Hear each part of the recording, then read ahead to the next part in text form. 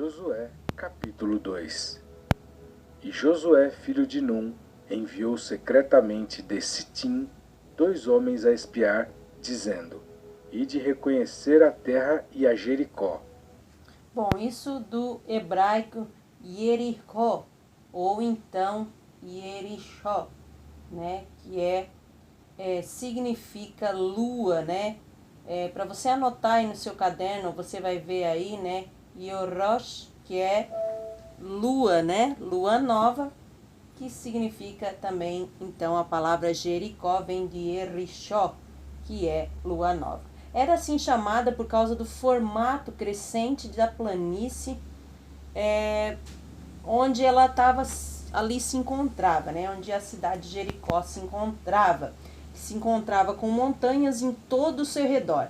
É uma das cidades mais antigas da Terra Santa e ficava cerca de 29 a 32 quilômetros de Jerusalém e a 6,5 quilômetros do Rio Jordão. Foi depois então reconstruída por Hiel em 1 Reis 16, versículo 34, né, se você quiser ir lá conferir, e o seu nome atual hoje é Tel El Suton, né, para você que um dia for a Israel, for fazer essa viagem, você não vai encontrar mais a cidade com o nome de Jericó, mas sim com o nome de Tel El Suton. Foram, pois, e entraram na casa de uma mulher prostituta, cujo nome era Raabe, e dormiram ali. Então deu-se notícia ao rei de Jericó, dizendo: Eis que esta noite vieram aqui uns homens dos filhos de Israel para espiar a terra.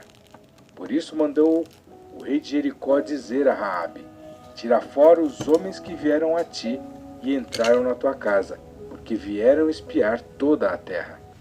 Bom, né? Alguns teólogos creem que Raabe não era uma prostituta, e sim uma estalajadeira, o que era comum, né? E explica o fato deles terem respeitado ela e não invadido a casa dela, pedindo para que ela fizesse eles saírem dali, né? Os soldados, porque se fosse uma prostituta, eles simplesmente nem pediriam para entrar na casa dela, já expulsavam ela dali, já iam entrando de qualquer maneira. Mas se ela fosse uma estalajadeira, então eles teriam que ter um certo respeito.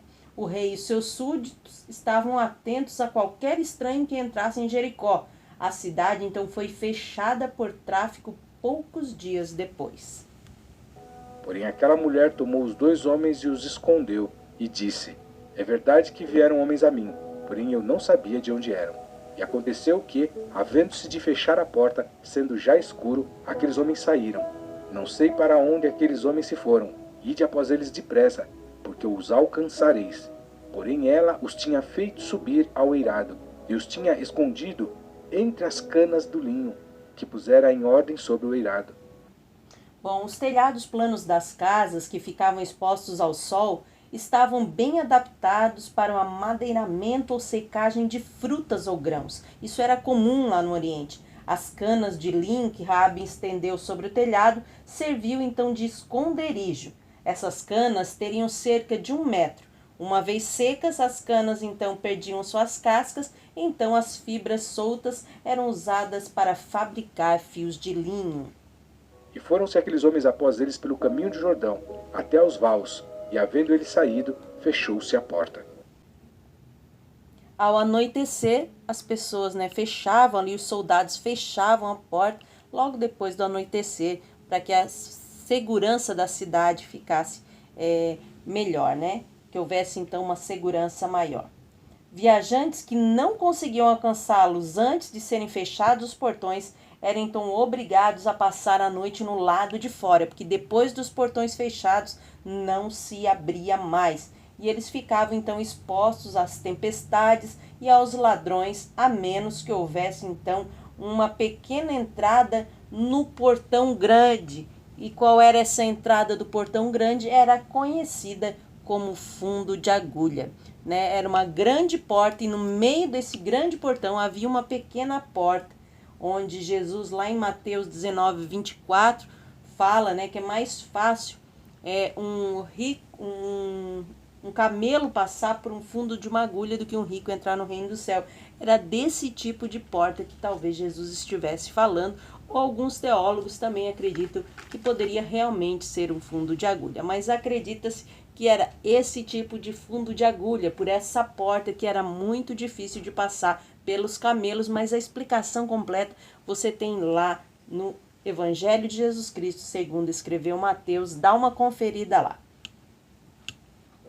E antes que eles dormissem, ela subiu a eles no eirado, e disse aos homens: Pensei que o Senhor vos deu esta terra, e que o pavor de vós caiu sobre nós, e que todos os moradores da terra estão desfalecidos diante de vós, porque temos ouvido que o Senhor secou as águas do Mar Vermelho diante de vós, quando saíeis do Egito, e o que fizestes aos 2 reis dos amorreus, a Sion e a Og, que estavam além do Jordão, os quais destruístes.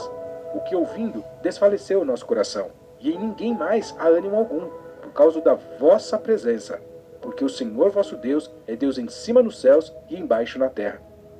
Bom, os cananeus perderam a coragem, mas Raabe, ao contrário, se encheu de fé, né? Uma fé que foi comemorada também em Hebreus capítulo 11, o versículo 31. Agora, pois, jurai-me, vos peço, pelo Senhor, que, como usei de misericórdia convosco, vós também usareis de misericórdia para com a casa de meu pai, e dai-me um sinal seguro, de que conservareis com a vida a meu pai e a minha mãe, como também a meus irmãos e a minhas irmãs, com tudo o que tem, e de que livrareis as nossas vidas da morte. Então aqueles homens responderam-lhe: A nossa vida responderá pela vossa até a morte, se não denunciardes este nosso negócio.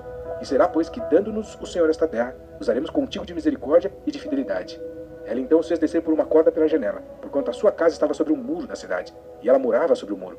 E disse-lhes: Ide-vos ao monte, para que porventura não vos encontrem os perseguidores, e escondei-vos lá 3 dias, até que voltem os perseguidores, e depois ide pelo vosso caminho.